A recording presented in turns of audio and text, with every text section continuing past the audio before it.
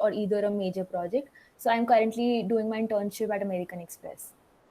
Okay, and what was the process for the internship? Means at your university, how the students used to enroll for the internships, and what's the criteria? What's the process behind it? Usually what happens is the entire placement routine goes as per you have like the full-time jobs, like you go through an online test, you have a resume shortlisting, you have 2 to 3 technical interviews and 1 or 2 HR interviews. But in my case, the American Express internship was actually off campus. So I applied through the, like there was a hackathon happening, I applied through that, I underwent, a lot of tests, and then the interviews happened. So this American Express internship is kind of off campus for me. But yeah, we Okay. did have opportunities coming from college, and it was almost a similar process. Okay, so afterwards, after you will complete your internship, then you will get placed in American Express, or there's something, so some more other opportunities you are waiting for.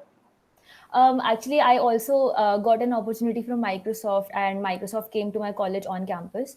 So I have an offer from Microsoft to join full time, and American Express, they might or might not give me a placement offer. So I'll have to choose between them if I get the offer here.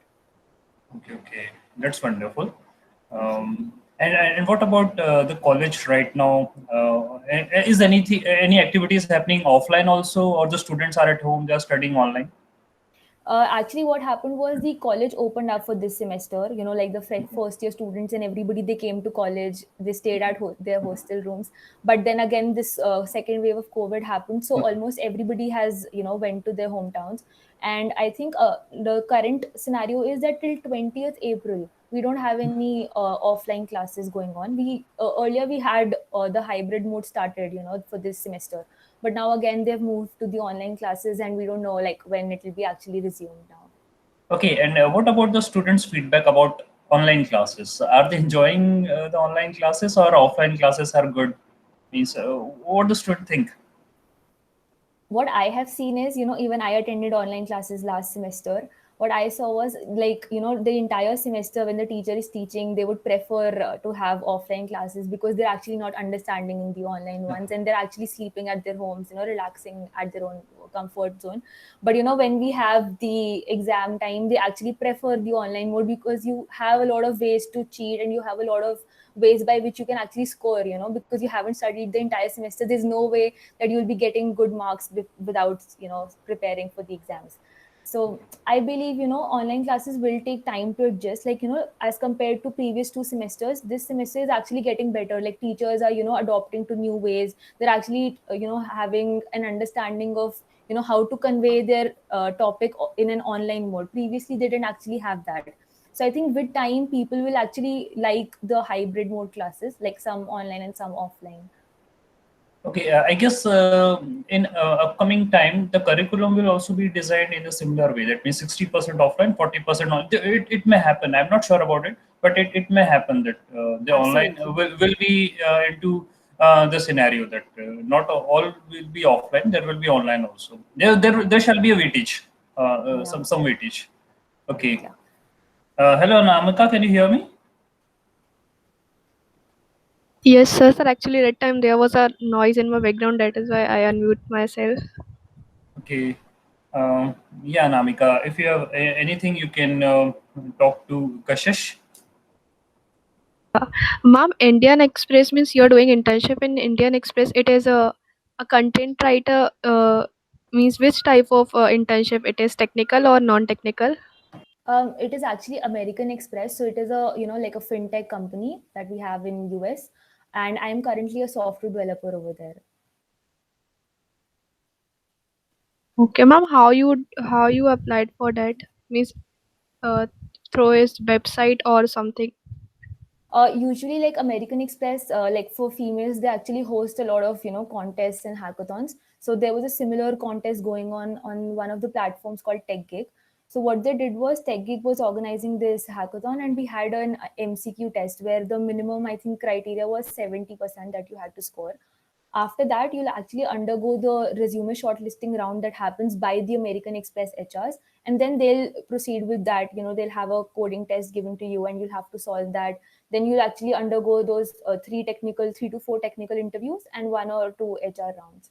So that was the actual process that happened with me. Okay, ma'am. Ma'am, I'm having one more question. I am just in first year, so I'm not having too much knowledge about hackathons.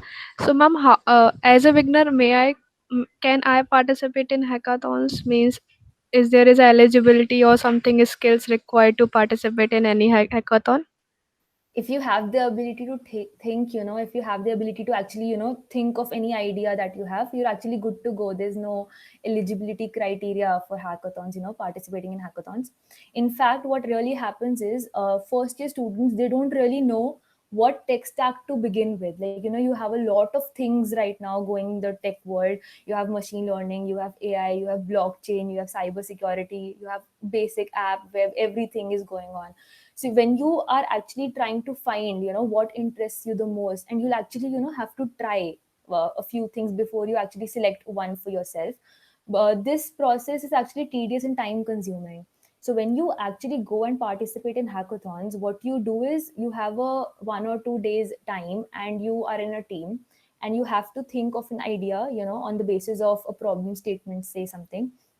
And when you come up with the idea, that is just one part of the hackathon.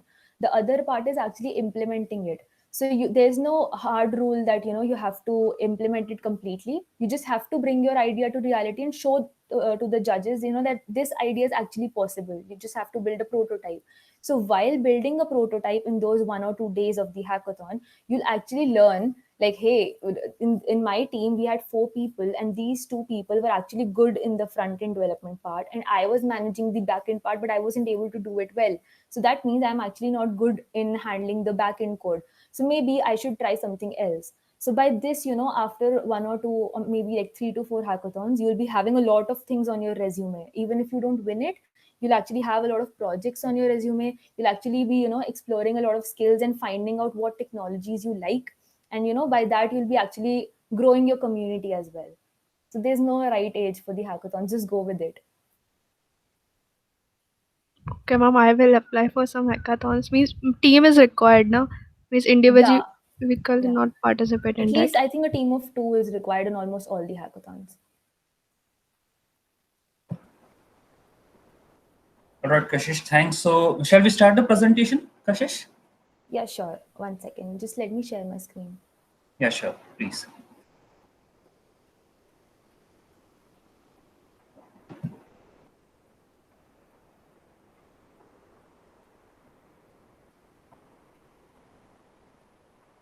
I hope my screen is visible. Yeah. Absolutely. Okay. Yes, it is. So hi everyone. Today's session we'll actually be going through, like why networking is important, what is personal branding, and how do you actually craft your resume. How to make your resume actually stand out from a lot of people that are actually applying for the same role.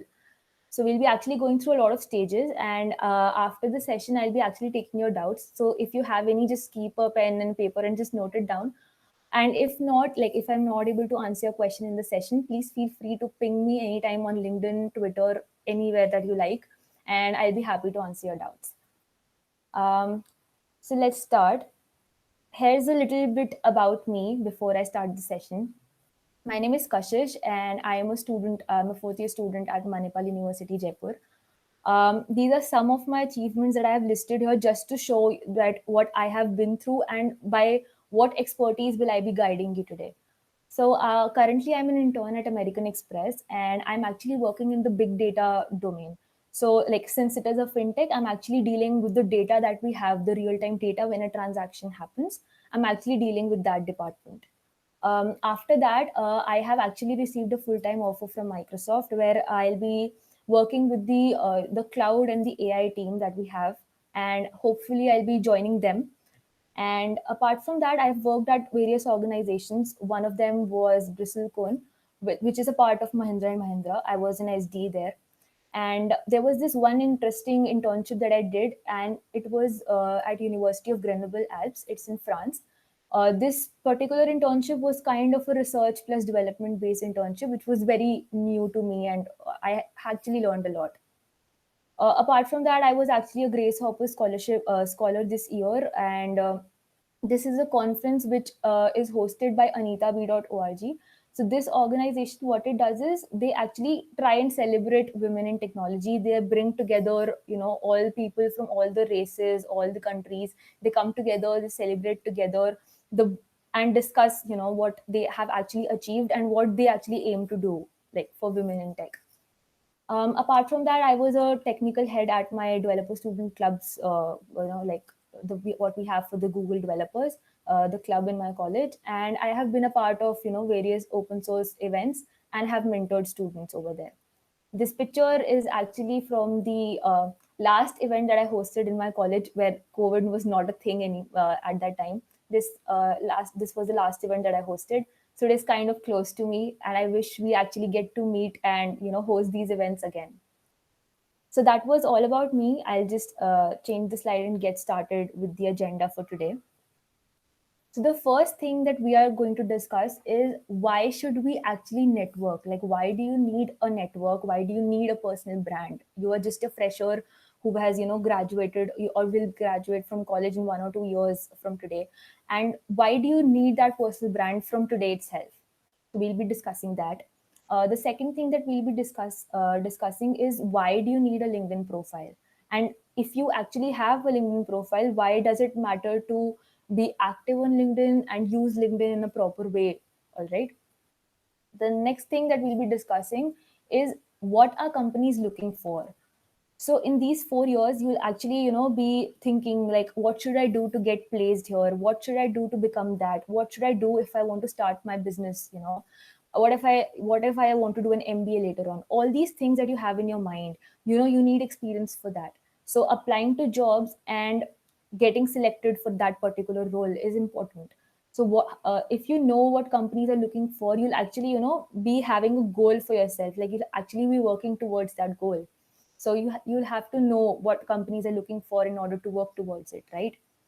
The last few things that we'll be discussing is about the resume. Like, you have built a resume, it's okay, but how to improve on that, how to make it in a kind that it gets shortlisted, like what recruiters are actually looking for, and how to actually apply for opportunities. Where do you get these links, and where do you get to know about all these opportunities? We'll be discussing about that. So let's start with the first thing: why personal branding? So what happens is, when you are advancing in your career, or when you're beginning with your career, there has to be a mission for you. You can't just go out in the world and say, I just want to do a job. What job are you looking for? You have to answer a few questions. So once you have a mission for yourself, you'll be actually working towards that mission. All right. So people have to recognize who you are. Like, here I have written, I found this quote online, that personal branding is the difference between who you are and thank you for being here in your career. That means people will actually get to know you, what you do, your work, and all about you, and why are you actually in that field. So how people see you, how people perceive you, what you actually create, an impact, how you create an impact on people's life, is actually how you build your personal brand. So you need to have a few things clear in your mind before you actually start building your brand. You will have to be genuine. You need to have a true story. Like in my case, when I started my personal branding, I knew that I was somebody who had no idea that she was interested in engineering. Like, I remember I started coding in, I think, class 6th or maybe 5th. I started building websites in my school. I started, winning competitions, but I never thought of being a computer science engineer because it never occurred to me. So I have a story that I can tell to you people. I have a mission that I want to, achieve a certain thing in the entire technological, world that we have. And I am trying to be genuine and consistent over here. I'm providing you with genuine things that I have learned in my life. I'm not, fake telling you fake stories. I'm not trying to gain followers online by saying random things that would help me gain popularity. But I'm just trying to be genuine and trying to be consistent with what I do. So all these things will actually help me in becoming more better and gaining a certain kind of audience and building my own personal brand. So that is actually what you all need to have. Like, you should have a personal brand. So many people graduate from college every year, In fact, when you'll be graduating, I'll be graduating this year in 2021, and a lot of people along with me will be graduating. So how do I make sure that I am being seen, I am being noticed from this whole lot of people, by companies, by other people, or anything, anybody in general. So you'll have to create your own personal brand to be actually visible, to people. Now, when you're actually building your personal brand, when now we are in a virtual setting and we need to utilize social media and online platforms to actually create our own presence. Earlier we could go at conferences, network with people and talk to them actually, but this like nowadays we don't have that. We are not having meeting sessions and conferences that we can go to and talk to people at big companies. So what happens is LinkedIn plays a really important role in building your personal brand. It plays a really important role for that, and almost a lot of things for that. But personal brand is actually a key area in this discussion over here. So here is a screenshot of my profile. I'm not sure like if I'm giving you a right example, but I'm just trying to be genuine here when I'm speaking things. So when you're starting your journey with LinkedIn, you'll have you'll have nobody who is liking your post. If you actually start posting, you'll be having no connections, or maybe like little, I think under 100 connections maybe at the beginning. And you'll be actually thinking like how to use this platform, how to actually begin using it. So there are a few things that you need to do in order to actually start building up your network from the basics. You'll need a professional photo of yours. Make sure that it is professional, because this is a professional platform. You just can't put your selfies here. Just don't do that. So use a professional photo, and personalize this headline space that you have. If you're a student, you can add, like the student at this college. You can actually add if you have achieved a certain thing. Like I have been a scholar for Grace Hopper, so there I have written like I'm a GHCI scholar. So that anybody who comes to my profile and tries to read my headline, it is actually impactful. It is creating an impact. It is showing and describing me in a few sentences, maybe, or a few words. So personalize it as per your needs. The next thing being, you have to actually add all these sections that LinkedIn has provided for you. You'll have to use them. If there is a section called accomplishments, you'll be actually it will be nice if you add your accomplishments over there, be it a smaller achievement or a bigger one. It doesn't matter, it just has to be there. Suppose you have volunteered for a particular event at your college, or you're volunteering for a technical event, or if you have volunteered for any community, maybe for any particular hackathon or any particular thing, try to add that. Test scores, it can be your CGPA as well. It can be your if you take part in a coding contest and you achieve a certain score out of some certain amount of people, you get a particular rank. You can add those things in your accomplishment section, test score section. Just try and complete your profile as much as you can. The next thing being is, when you're actually getting started, people won't generally accept your request if you are new to the platform and they don't know you yet. There are very high chances that you will be actually skipped when they're accepting the connection request in the beginning. So make sure that you, when you are starting, you kind of are building your connections from your college itself. Like try to add people from your college who have passed out, who are working at great companies, whom you actually want to talk to. So they'll, when they see your connection request and they see that you're from the same college, 99.99% they'll actually accept that, and they'll be happy to guide you, they'll be happy to talk to you. So the first foremost, like the layer that you have is connecting with your alumni, college alumni. So do that.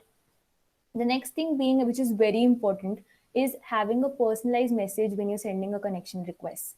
If you're sending a connection request to a person who works at Hotstar, you are sending it because you want a referral from him, maybe. Okay. So if when you're sending that request, he or she doesn't know why are you sending this request. He or she doesn't know you. So there are chances that they won't accept your request. So if you have a personalized message ready, a very small message ready, that why do you want to connect with them, then there are chances that they won't ignore your request. So try to include a personalized message. The last thing that I want to say is, do not just say hello in the chat box of people. When you're trying to seek help, when you're trying to seek advice, when you're trying to have a communication with someone, don't just write hello in the chat. people actually don't prefer to reply to these messages because it, they are actually busy in their routines, and they don't really, you know want to make efforts to first reply you a hi, and then you say how are you, and then they write I'm fine, I'm good. So this entire circle, just kind of skip it and make it short and concise about what you are seeking help for. For example, if you want to ask somebody for a referral, you'll actually include the job ID that you found on the careers page, and you want a referral for this job ID. Then include what achievements do you have, why are you good for this particular role. Last, in the end, you can just include your resume in the PDF format, and say to them, like, hey, this is my resume, please check it out and let me know if you can refer. All right, because that person is a complete stranger, and he or she will need time to see your profile and understand it. So instead of just saying hi and hello, just make it direct, and try and have it in a concise format. Next thing, moving on to the next part, what companies are actually looking for. So when you are trying to build your profile, okay, you have a good LinkedIn, you are trying to make connections, you're trying to do stuff, but what will actually help you add stuff on your profile is your internships, are your projects, are your experiences when you are in your college. So companies have to accept you before you try and add those achievements in your resume and LinkedIn profile. So to know what companies are looking for is kind of general, but it is very difficult for people to actually take it in and use it for their own advantage. So what happens is companies look for two things. The first thing being the technical aspects of a person, like for the job role. I'm particularly talking about technical people over here. It can be, what expertise do you have in your business profile or whatever role you're applying for. This is the particular thing that you have, the intellectual part of your job that you're applying. The other part being whether you are a cultural fit or not.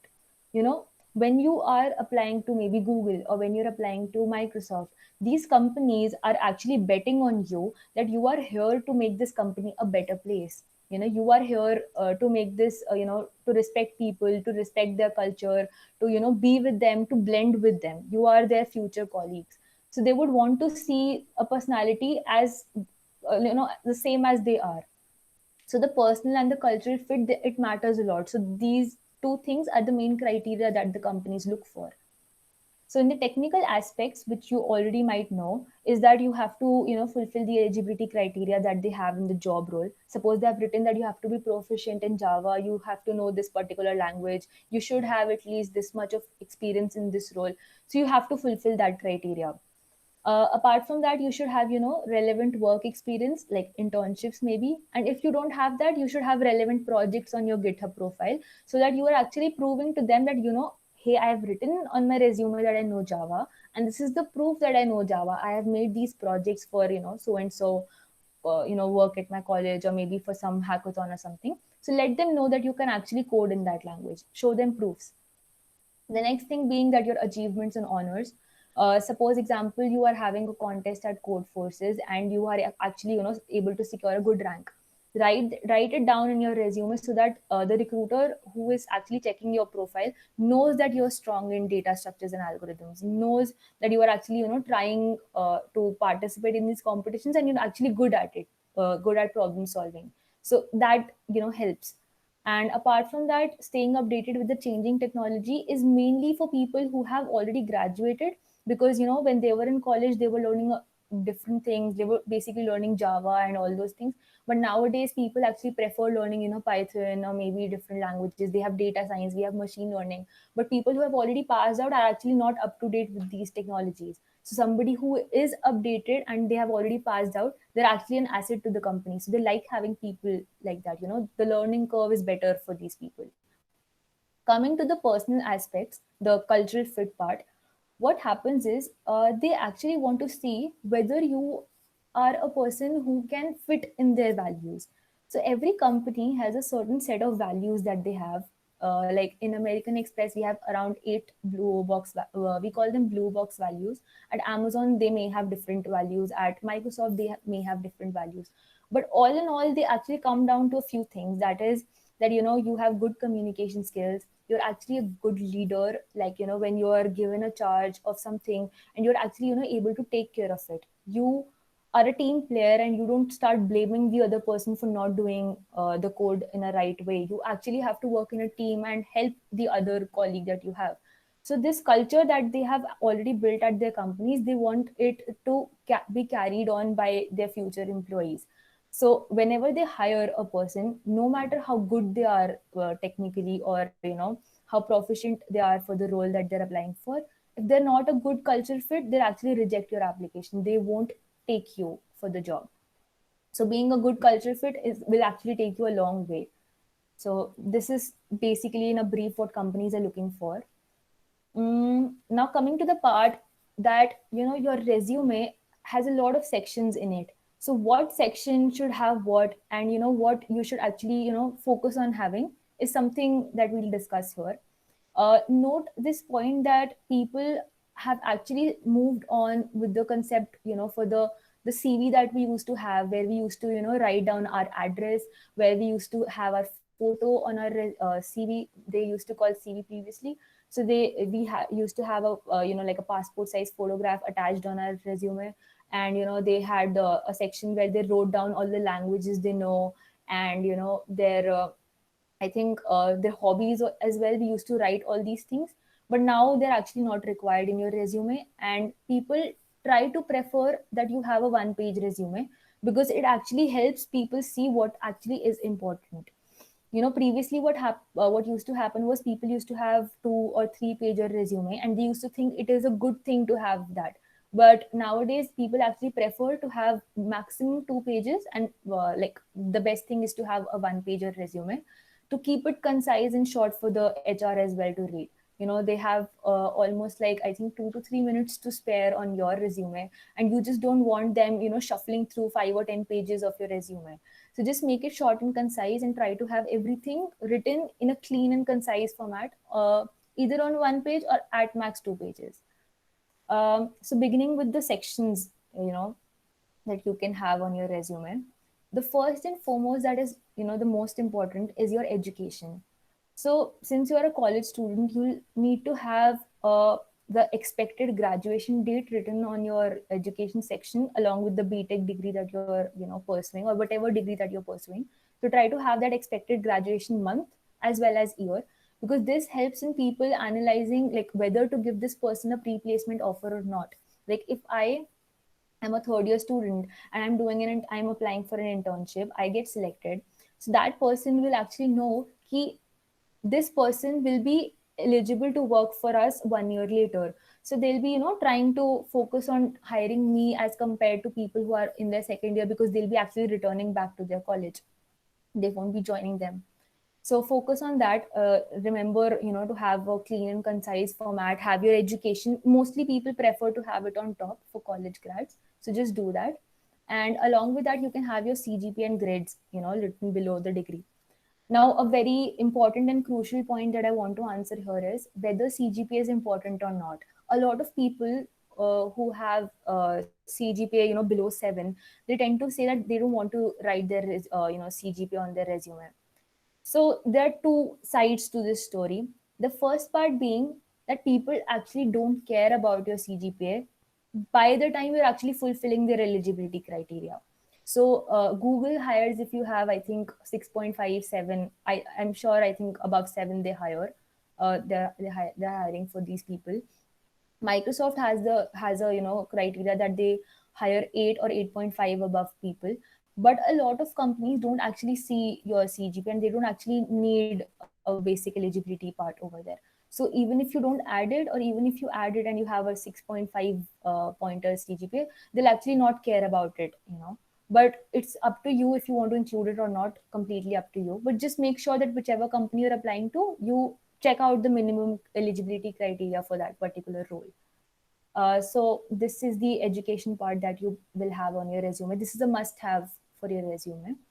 Next coming is the work experience. So this work experience will be very different for all of you. Like you won't even have a similar kind of thing. No, two people won't have the similar work experience. So you can write your internships that you have done in this particular heading, under this heading. If you haven't done any internships and you have done maybe some trainings or something related to that, So just change this work experience to maybe a different kind of title and try to include those trainings beneath it. As long as you have, good projects to showcase, people are good to go. So having either work experience or projects or both is actually a good thing to, get shortlisted, I believe. So, like work experience, they're actually looking for what you contributed to that company. They don't care, whether you built it on React, whether you built it on Node.js or whatever you use. They just want to know what impact you created, because the tech stack will be according to the company you are applying for. They won't, change their tech stack because you know Node.js and you don't know that particular tech stack they're working on. They won't change that. But what they want to know is how versatile were you, how were you, building the project in a team, how were you contributing during that internship that you did, or maybe the project that you built, how much accurate did you make it later on, what improvisations did you make, if it was a team project, what part did you play, and how did that impact. So a few things that you have to note here is you need to have bullet points under these experiences. Here, work experience and projects, both I'm considering. So bullet points will actually describe what you did. So try to have it in an impactful bullet point format. Don't try and have long paragraphs. People don't prefer to read it. Just make it concise and, just do it. The skills section is basically where, you'll make some modifications, because, if you're applying for a job role which is a Java developer and you haven't written Java in your skills, so there are high chances that they won't accept your, application even for the interviews. So try and, modify this skill set as per the job you're applying for, and make sure you are actually, adept with 70% of what is required in the job description, 70 to 75%, because that is why they're hiring for that particular role when they have mentioned it. If it's not mentioned, just mention what skills you have and what you have done. This section can also include, what coursework you are taking in your college. For example, if you had an option to take AI in your college for a particular semester, try and mention that coursework that you did, because this will actually show that you are, learning new technologies and you're keen on working on them. So if you took a course on blockchain, maybe, so just try and mention in the skills section if you have space. The last section that I would also say, you should include is the awards and achievement section. So this section is truly, describing what you have achieved till date, and, what credibility do you have till now, what, impactful things you have created. So in this section, feel free to add whatever you want to. Maybe it can be your, CodeChef long challenges rank, and, ICPC, something related to that. Or if you have, done any kind of a participated in a hackathon and won a certain award or project, you can write that. If your research paper got selected for a particular conference, you can add that. So whatever you feel is, that you have achieved till date and are relevant to the, thing, like your profile, just try and add this in this section. Again, you'll need to have bullet points in that. And all these things that you are writing, be it your education, be it your work experience, be it your achievements, just try and have it in a reverse chronological order. Like the latest one should be on top, and then the later ones. Apart from that, make sure that your resume is consistent. Make sure that, the font that you're using, the, like whatever you are writing are grammatically correct. You have equal amount of white spaces between every paragraph that you're writing. Your bullet points are concise. They're not very long. They're not very, short, in maybe like 2 words. Not, this is not the ideal length. Try and have good bullet points. And the most important thing is start your bullet points with some action words. Just don't write, I made a project in this particular thing. Try and write, worked, created, built. Start your sentences with these words. Don't use I, me, my team. Don't use this word. Just try and use that the team created this and we built this. So try and have that thing in your, don't use personal pronouns in your resume. Okay, so now we have tips on improving your resume. So before making this slide, I was actually thinking, all of you, majority of you might be having at least one resume that you have, made, and you're applying it to all the places that you've been, find. If you find a job online, you just click on apply, you just submit that resume and do your thing. But what happens is, if you're not improving your resume, every single time you are applying, you'll actually not be getting results over there. In my case, what happened was I was in my first and my second year, and even though I did my internship, but I didn't have a great resume, I would say. It was a very, it had faults, it had a lot of flaws. So, improving your resume is a thing that you should do very frequently, and that would actually help you in the long run, because when you're applying to particular roles and you are making a chance and betting on a particular job role, you have to be the best person from the pool of applicants, so that you get a chance to interview at that company. you know like previously we discussed about achievements, skills, work experience, internships and everything. Even though you have that on your resume, if you don't have a good resume, if you don't have it in a particular format, if you haven't worked on your resume, you won't even be shortlisted. So what is the point of learning a particular language, practicing so much, building so many projects, and you're actually not even getting interviewed? All right. So try and work on your resume as much as you can. And a few tips that I have here on improving your resume so that it gets shortlisted.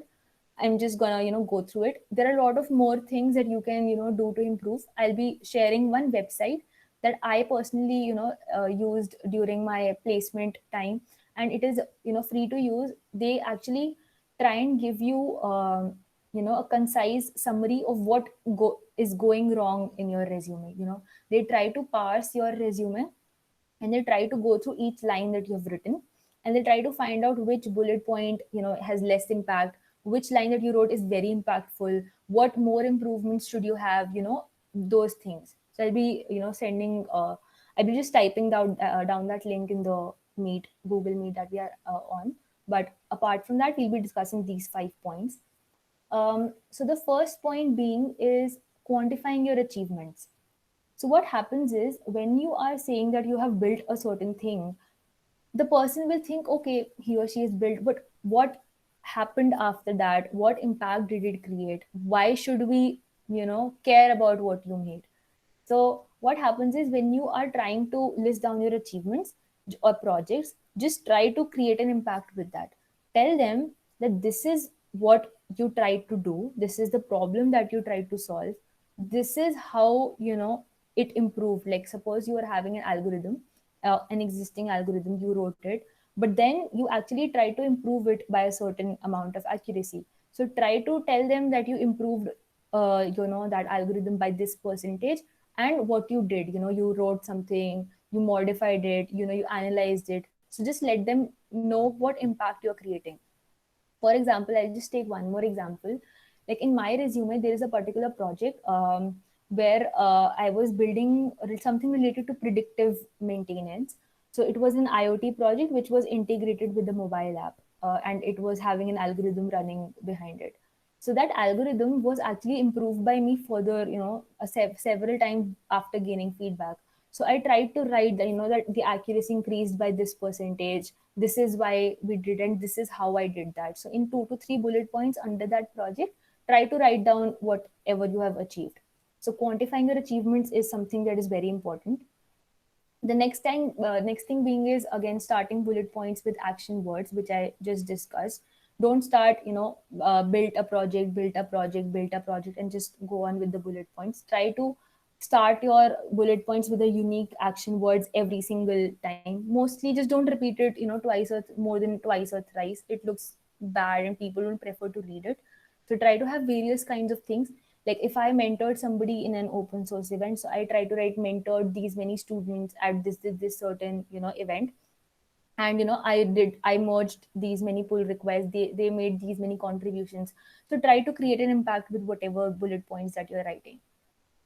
The third point being, which is very important to tell people, because they're actually making a mistake here, is that they try to have a very fancy format nowadays. The people prefer to have something that you have a purple border around your resume, you have a blue colored column sizes, a very funky font, and you have your image over there, you have your address written, and it is very very it is not professional in any way.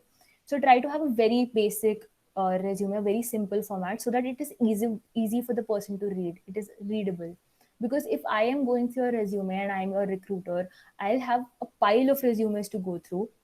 And if I come across your resume, it will be very difficult for me, to read your funky fonts, to check, the various font colors that you've used, and it won't be very easy for me to read. If the font size is too small, I'll again, have to zoom on the resume and just read for that particular thing.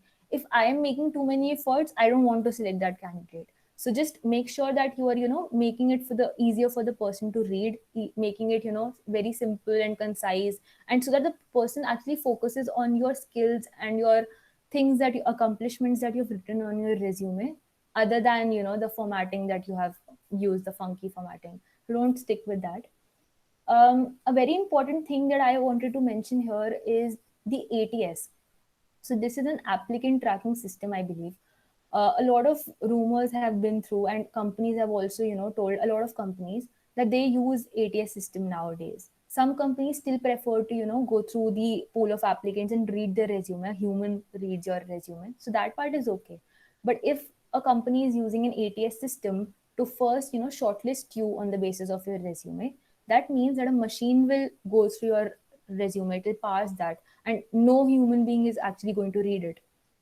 So if your format is very inconsistent, or if your format is something that is not gonna, be parsed by an ATS very nicely, suppose you've written your education, but the ATS cannot detect that this part is your education part, so they'll actually skip, that section. Or if you have a particular work experience, but it is not in a particular format, or it is not aligning to the, the rules that the ATS follows, the formatting that the ATS follows, they'll actually skip the work experience that you've written. So somebody who is, shortlisting on the basis of that ATS system, you will be not shortlisted, and they'll be actually, not opening your resume ever. So make sure that the resume is ATS friendly. You have a lot of formats available online on Google. Just type ATS friendly resumes that you have on Word, and try and save that and use it for, whenever you apply for jobs. All right. So this part that I've covered is the reverse chronological order, that the most recent things should be on top, which is again important. The last part being is modify resume as per the job requirements. So I wanted to take time and explain this part. I'll just try and go through it. What happens is, as a BTech graduate, particularly for the CS stream that I'll be talking about, you have a lot of fields to get into. You have a machine learning engineer job, you have a data scientist job, you have a product manager role available, you have a software engineering role available, and endless opportunities, business technology analyst, so many roles. What happens is, when you submit the same resume for all these jobs, you'll be actually, showing to them that, some part of your profile says that you're good at software engineering, but some part of your resume says that you're good in the management part. So they'll be actually confused which role are you a good fit for. And somebody who has tailored their resume, they have added only those things that are needed for that job. For example, for a business technology analyst role, somebody has actually explained their leadership qualities well in their project description, whereas you have explained your technical expertise in the project description. So these two resumes, the person is same, but they're actually trying to, modify their sentences to the role that you're applying for. If that role requires you to have good leadership qualities, good communication skills, so they're trying to modify it as per that role. So try and have different resumes to apply for different kinds of jobs. This will actually help you in the long run. Like when you're applying for, management roles, you'll be actually, explaining to them that this is why you're good at management skills, and these are also your technical skills, so you'll be able to manage.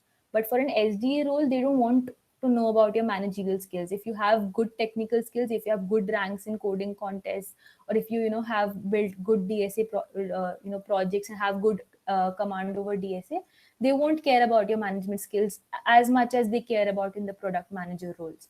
So try to modify your resume as per the job requirements. This is really important. All right. So here we have the last slide. How to actually search for opportunities. So we have been through, I'll just sum it up for you before I start with this slide.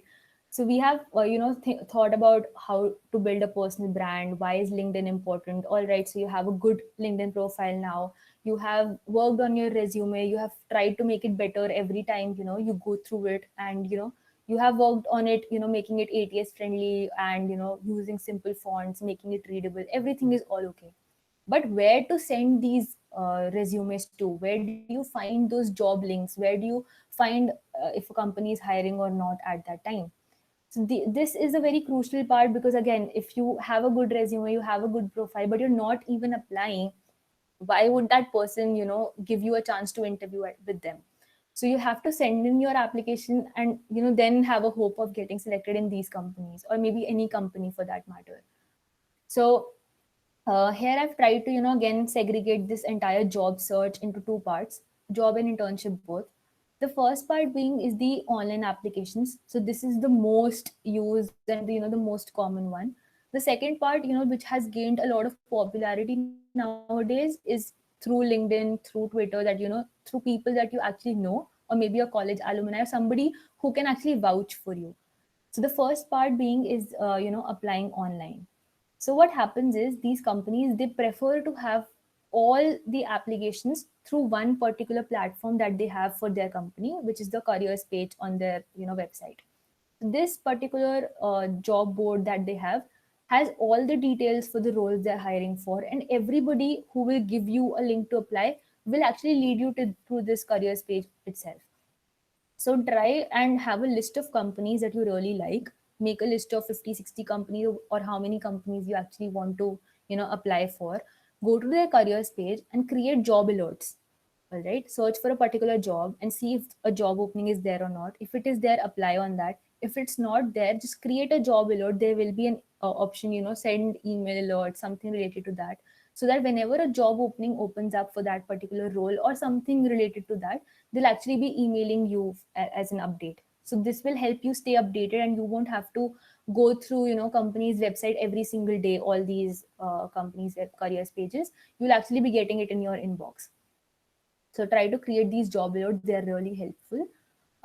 Apart from that, there are a lot of hiring contests that happen online. You get to know about it, by through people. They post on Twitter, they post on LinkedIn, they create, particular sections, and they share about these hiring contests. Or apart from that, you can also again, have the hacker alerts, email alerts on, and you'll get, emails whenever a hiring contest is happening. So, Hacker Earth is one such platform where people, companies actually hire a lot of companies, startups to big companies. They all hire through Hacker Earth. TechGig is a platform that I wanted to include because lately they have been, organizing a lot of hackathons where people who are a certain, top 50, top 25, they get a chance to interview, with the companies these judges work at. So TechGig is another amazing platform, and you have a lot of platforms available online. Apart from that, there are several Telegram groups that I have noticed, for off-campus hiring opportunities. What they do is they send in 5 to 6 messages a day, and they, have the apply link over there. They have, copy pasted the job requirements so that you don't have to go through all the hassle. They'll actually be delivered to you on your Telegram groups. So try and join these Telegram groups. You can search on Telegram off campus for this batch, and you'll actually get a lot of groups and just join them, all the public groups. There are several groups on WhatsApp as well, so you can search for them. LinkedIn groups are also a very common thing that has happened now. People actually prefer to share their, recruitment strategies. Microsoft has their own recruitment group. Similarly, a lot of things are going on LinkedIn groups as well. So try and have, a hand over all these groups and see which applies to you, and, you can join them. So the last thing that we have here is seeking referrals that I talked about. What happens is, in this part, it is a risky one, but, it takes you to the interview round directly if somebody refers you and can vouch for you. So, you can either seek to somebody you don't know and just tell them, why you're a good fit for the job. This is the job ID that you want to apply for, and this is your resume. So if they find you a good fit, if they take out the time to, refer you, you'll be getting an email, and, you'll be proceeding further with your interviews if the HR contacts you. And in this case, there are very high chances of getting an interview, because, referrals are now gaining very much, popularity amongst freshers as well, and even, senior people. They tend to refer people on the basis of whatever skill set they have. The LinkedIn message, people prefer to send a LinkedIn message and they actually get a reply. If you send a message to 20 people, there are chances you might get a, reply, a yes from maybe 1 or 2 people out of them. So try to seek referrals. They'll be actually, really helpful. Apart from that, if you have a person who is known to you and they are working at a certain company, definitely ask them to refer you to the HR, maybe if there's no opening, or just let them know that if an opening comes up, let me know, I'll apply through the careers page and whatever. So this is how, you'll have to search for opportunities. LinkedIn also has a particular jobs section, that you can open up. You can see, like past 24 hours what jobs have been posted. If you want to search for a particular internship for a particular area, you can, filter out on the basis of that. Companies are actually, focusing on having their entire careers page linked to the LinkedIn jobs section. To open LinkedIn jobs, there'll be actually two options. Either you'll go through the LinkedIn Easy Apply, which is by LinkedIn. They'll send your application to the company, or they'll be actually having an apply button, and you'll be going through their careers page and the general application process. So basically, over all in all, LinkedIn almost has everything. That it has covered almost everything that we have related to jobs, opportunities, personal branding. So definitely a plus to have a good LinkedIn profile over here. Um, so that was it. This was almost like everything that I planned for you all. I think I covered almost everything, and if I haven't, you can, feel free to ping me on Twitter, LinkedIn, whatever you feel comfortable with. I almost try and reply to all the people that I get messages from. So, but it will take time for me to, check the messages and reply. Sometimes I do have a lot of messages pending in my inbox, but I do genuinely reply. So you can, ping me anytime you want to. You can ask me related to your projects or whatever that you have in your mind. Feel free to do that. Thank you, everyone. Thanks a lot, Kashish, for a wonderful presentation. Yes, we are up to the questions. And in chat box, Kashish, there are some questions. Just let me open up. First of all, I'll just share the website that I was talking about. This is the website, resumeworded.com. You'll be actually, just sign up on this platform, and you can upload your resume, and you'll be actually getting, a score out of 100. I believe at first everybody gets around 30, 35, or 20 maybe out of 100. But when you start, improving on the basis of the feedback that it gives, you'll be actually, it'll be easy to get around 75, 70 plus score, which actually means that you have improved a lot on your resume. This particular website was really helpful for me. So I've shared it here. I'll just start by taking some questions. One sec. Okay, so I see one question. What is the basic requirement to participate in hackathon? So basically, what happens is in hackathon, they know that you don't know things. You don't know a particular tech stack. You don't know how to code. It is completely okay and acceptable over there, because when you're participating, you don't want to. You're not just going with an idea of winning the hackathon. You're going to learn and build a community. So the minimum eligibility criteria would be, anybody who has a knack of programming. They would have written this on their requirement section. And I think one of the main things that they have is that you have to participate in a team. At least I think a team of 2 is required in almost all the hackathons to try to fulfill that eligibility requirement. Apart from that, I think you're good to go. Anybody who has a knack of programming, who wants to ideate, who has the ability to think, are allowed to be a part of a hackathon. I hope that answers your question. Next question being, ma'am, is your placement on campus or off campus? So currently, like, I'm an intern at American Express. I don't have a placement offer from them yet. But if I do, that will be off campus. Like, if they offer me a full-time job opportunity, it will be off campus. And currently, I have an offer from Microsoft, which was on campus. So Microsoft came to my college, and they had a pool of applicants, and we got selected. So that will be a part of the on-campus placement. Is there any other platform other than LinkedIn?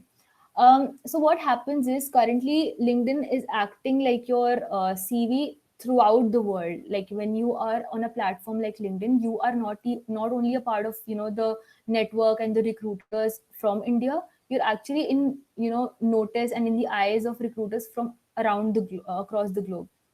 What happens is, like, in my case, what happened, A recruiter from Singapore, she reached out to me, but she was actually hiring for India, for the roles that we have in Bangalore and Hyderabad for a particular company.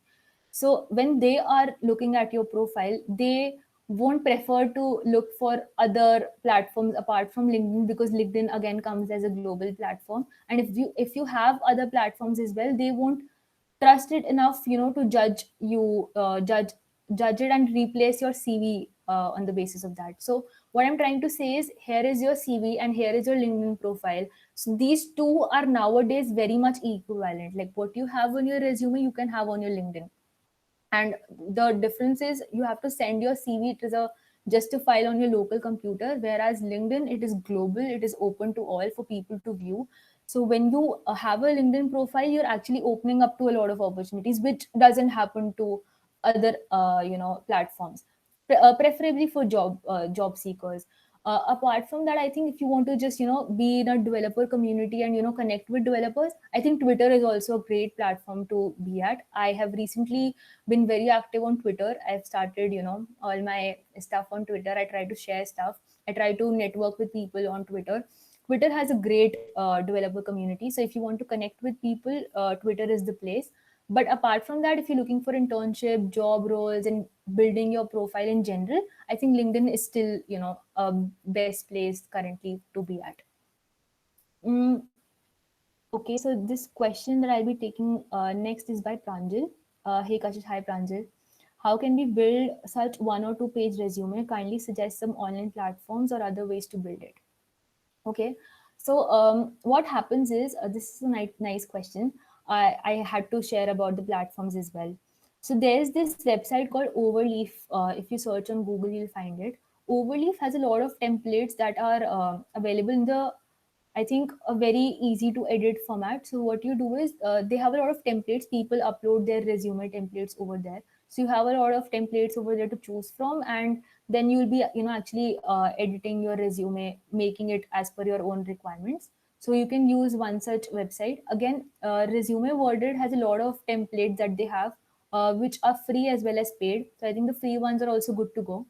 So when you check out the templates on Resume Worded, they'll open up on either Google Docs or you can download in the Word format.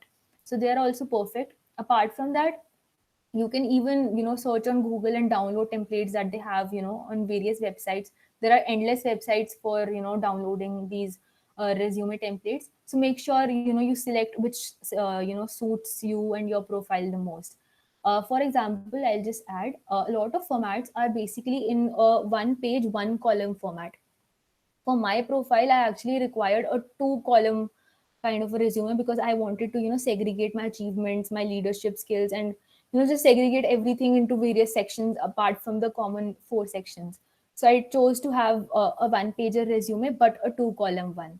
So that is up to you, whichever format you like using. Many people prefer 1 column, some people prefer 2 column. Just make sure that it is very simple and easy to read. Again, how to build an ATS friendly resume.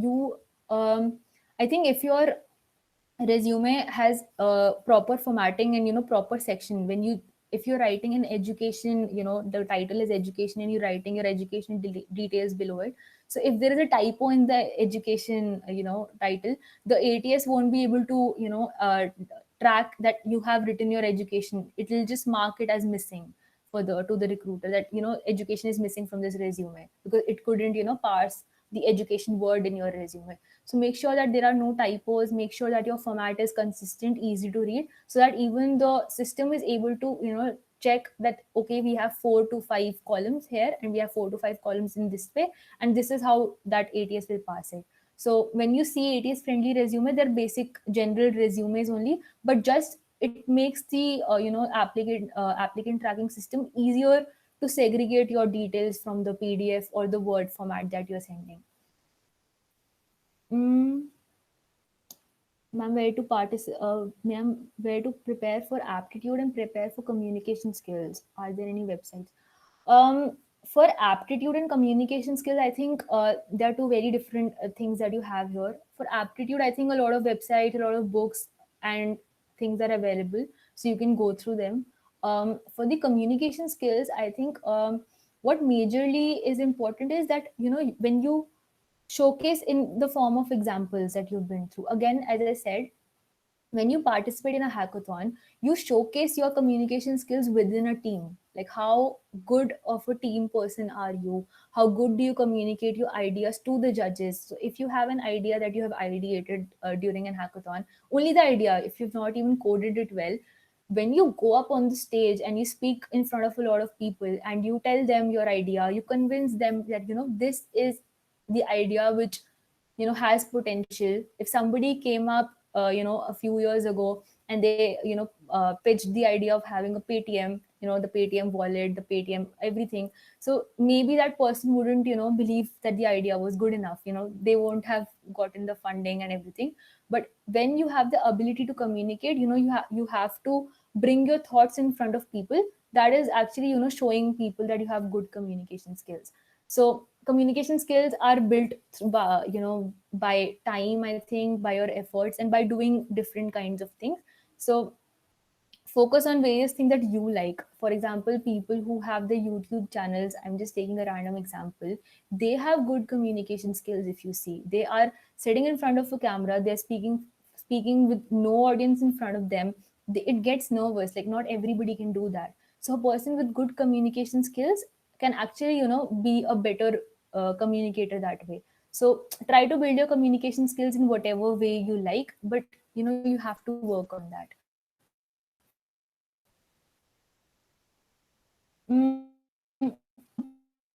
Matter, as latex or overleaf has only 3 to 4 templates of fresher or usually, if you are able to put achievements, put your educations in that particular format, and you think it is looking good, it looks well, it is tidy, and it covers everything that you have to, tell the recruiter about yourself, you're good to go. Again, a lot of websites apart from the Overleaf and Resume Worded are available. You can feel free to download these resume formats that they have. Just make sure it is not very colorful, and it is just, very easy to read. The font size is around 11 at least, so that the person doesn't have to zoom through the resume, and I think it's perfectly fine.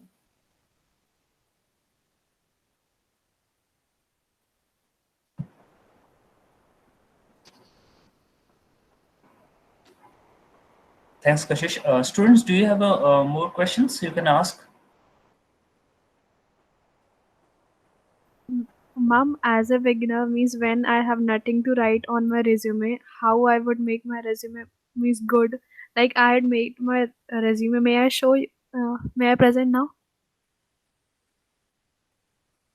Yeah, you can. Yeah.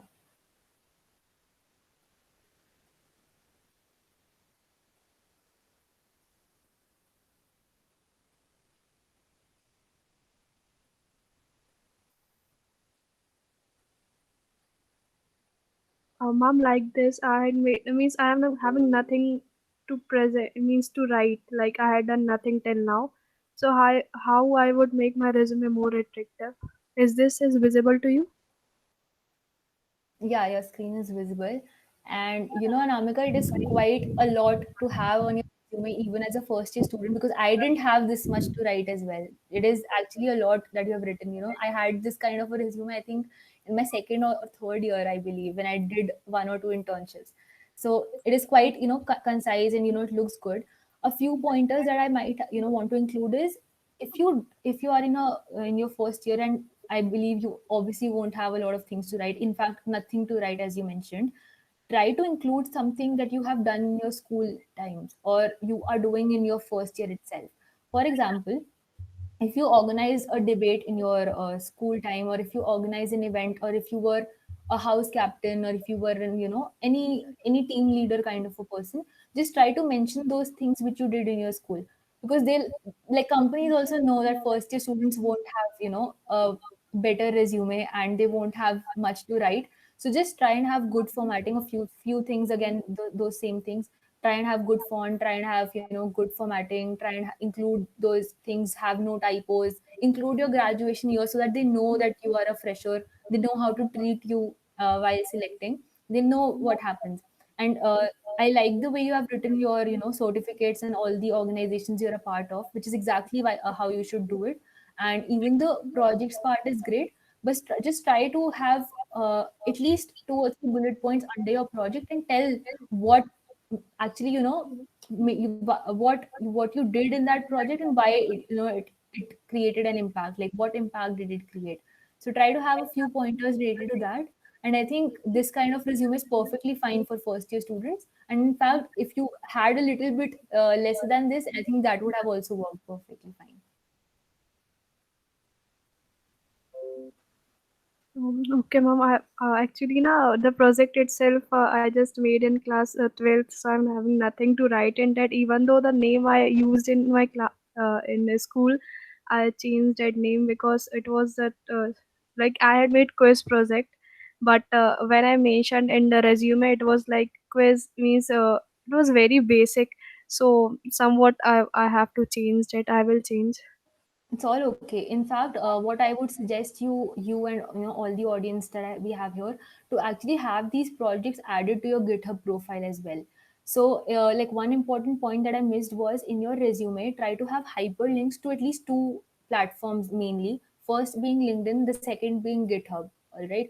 What GitHub does is you actually have your projects open for all. So, like you made a quiz project, no matter how simple it is, if I were to recruit you and if I saw that on your resume that you have made a quiz project, I would be keen to actually see what you actually built and whether you really built it or not.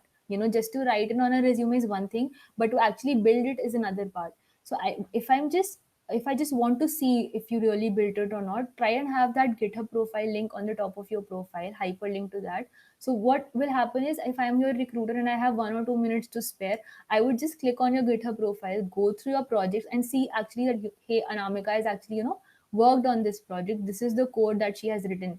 So that actually creates a plus and an added advantage to all the applicants other than you who have actually not, included their GitHub profile link and they don't have a proof that they have actually, built that project. So having a good GitHub profile is a plus.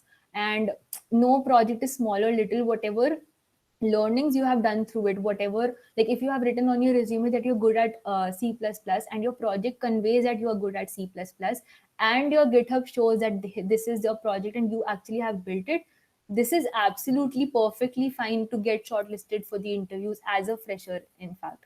So don't worry about that. And obviously you'll keep on, building new projects, you'll keep on working on them, and you'll be discarding this project and adding a new one, which will happen very, soon. I think it won't take much of a time. But even if you have this project written on your resume, you're perfectly fine, good to go. Okay, ma'am. Ma'am, I'm having one more question. Ma'am, you are a participant at GSC, a Grace Super celebration. Ma'am, I had also applied for that. Ma'am, is there is any selection means after the application, what they do? They have any exam or interview something? For the Grace Hopper celebration, like all the scholarships that they have, I think one is for the US based, one is for the India, and now they have launched for the, the Europe region and everything. So what they basically have is they just have one application which you have to be a part of. I think you would have applied through that. And apart from that, we don't have any interviews. We don't have any other communication that happens before the selection emails. So I'll just brief you with the things. What happens is when you apply for the Grace Hopper conference, you might have seen that you have to answer a few essays, 1 or 2 paragraphs that you have to write about your own story. So that really matters. Like when you treat that as your, like the criteria for selection. So whatever you write in these section, they will actually tell these people, the people who are actually sitting on the panel and selecting you for the scholarship, they'll actually read your story and they'll think whether this person is a good fit for a scholarship or not, and whether you stand out from other women who have applied or not. So use that space, use those 300, 400 word limit to your advantage. Try and convey as much as possible in a very a few amount of lines, and tell your story, like how you started, what makes you, interested for the scholarship, what impact do you think you'll create for the women in technology, what ideas do you have, what were the, difficulties that you faced throughout your journey till here, and what do you plan to do later on. So just try and convey whatever they are asking in that question in a very beautiful format, in a story kind of a format, so that even they love reading about you and they really feel that you deserve that scholarship. Apart from that, there's this one last section that you have for the letter of recommendation. I think that also plays a really important role, because what happens is, the LOR that you are sending in is from a person who is vouching for you in front of these panelists. So when you're writing your answers, this is your own story. You will actually try and work on it. Obviously it will be good according to you, but the LOR that the professor that your professor is writing for you on behalf of your application, first of all, you won't be able to see what LOR he or she has sent. So make sure that whenever you ask them to send a letter of recommendation for you, you convey to them what achievements you have, what is your idea behind applying to the scholarship, and why you are a good fit, because that professor will actually be writing the exactly similar things in the LOR, which will be actually important when the panelists see the LOR. So, for example, like whatever story you have written and whatever the LOR contains, they almost tell the same story about you. They would believe that you are telling the truth. But in the other way around, if you're writing that you love being a part of hackathons or you do this, but your LOR says something else about you, so these two things won't match. All right. So having a good LOR is really important in that case. It actually is a deciding factor whether you'll get a scholarship or not. So try and have an LOR from a person who can actually vouch for you, who can write good things about you, and something that will get you that scholarship, why you are a good fit for the scholarship. So that LOR is, I think, a major criteria apart from the essays that we have in the application. But just to answer your question, we don't have any interviews, we don't have any online coding round, we don't have anything apart from the application process.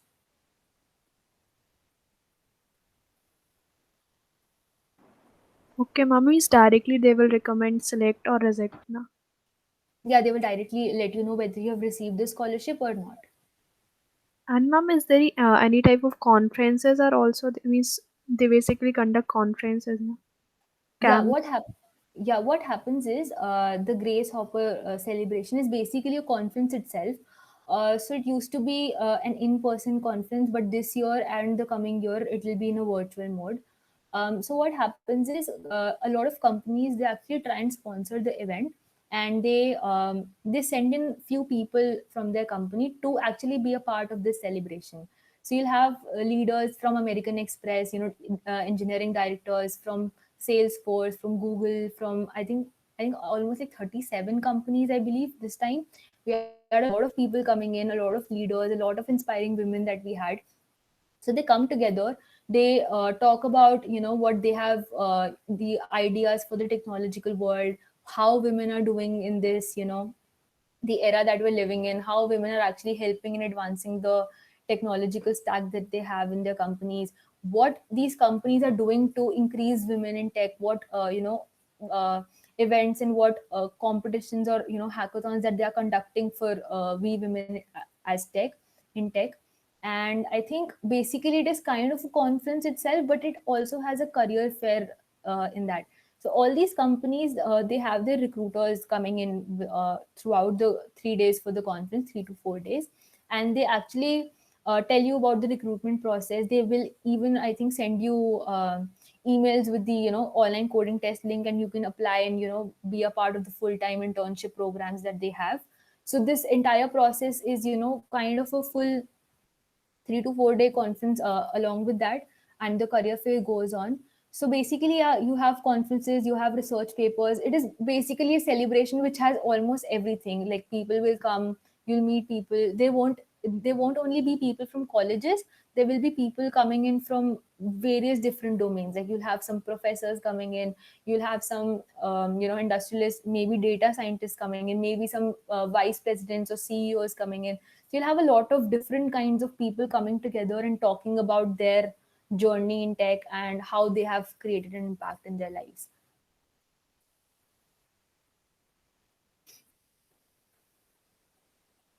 Okay, ma'am. Thank you, ma'am, for answering in such a wonderful way. Most welcome.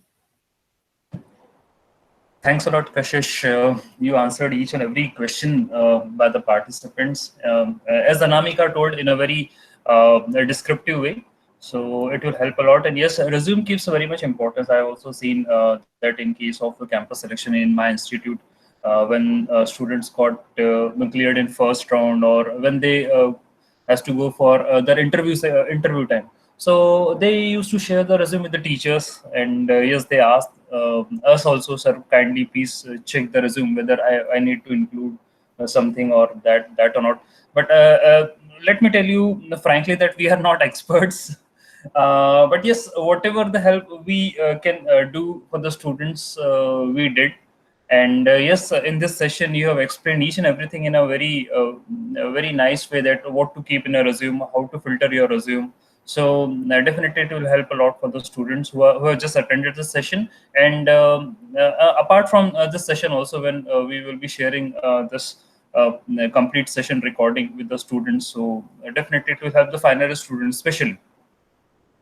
Thank you so much. Yeah, even I believe, like people, even in their final year, in fact, even in my college placements that I was a part of, people didn't really know what to include in their resumes. They were just starting on working on their resumes. Like Anamika has already built a great resume in her first year itself. So she might, be improving upon in later years, and she'll be actually, gaining a lot of interviews in the coming years. But some people who actually start in the fourth year itself, if they start to build their profile at that time, it actually gets a lot of tedious, and they need time to actually improve on that.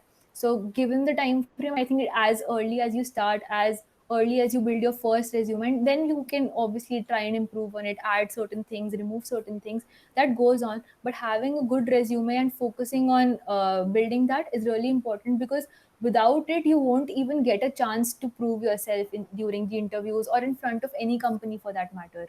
So this is something that you can't take lightly. This is something that is really important. And coming to the part that we'll actually be having a lot of virtual hiring going on even in this year as well. So having a good resume is really important, because this time you won't be able to show them by your body language, or by your the way you behave, the way you act in front of people, which used to happen previously. Like even if people didn't have good resumes, and if their body language was good, if their communications were good, they were actually able to secure some kind of a placement, even like on campus and off campus. But nowadays the LinkedIn profile and resume are the only things left which is speaking for you, telling about you, apart from you yourself during the interviews. So make sure you really focus on that. And thank you for giving me the opportunity to come here and speak about this. I'm sure this entire event that you hosted will be helpful to your students as well. And I hope I was able to explain everything on time. I think we ran late by 20 minutes. Well, you are amazing, and you have explained, as I've already told, that all the points are clear. And yes, the students remain confused a lot at what to put in a resume, what not to put in a resume. They're not sure that which thing will impact a lot for the recruiters. That which we have done a lot of things, or we have done nothing. Also, there are many points. Being as a computer science student, what kind of activities we need to participate in, or what coding competitions, or what kind of certifications we need to include, which organizations we are part of in. So there are a lot of confusion students used to have. But with this presentation, you have cleared each and everything, that what they have to put about the education, what they have to put about the certifications, what they have to put about the challenges which they have faced. So yes, definitely it will help a lot. Thank you. Thanks, Kashish, again for being part of this session. And yes, I just from the participant side also, and from my side also, wish you that you will be having a good internship at the American Express. And yes, for the future perspective also, as you are having Microsoft your offer, so you will going to be in a part of that very reputed organization soon. So thanks a lot, Kashish, again. Thanks a lot. Thanks participants for being here for this session, and have a nice day.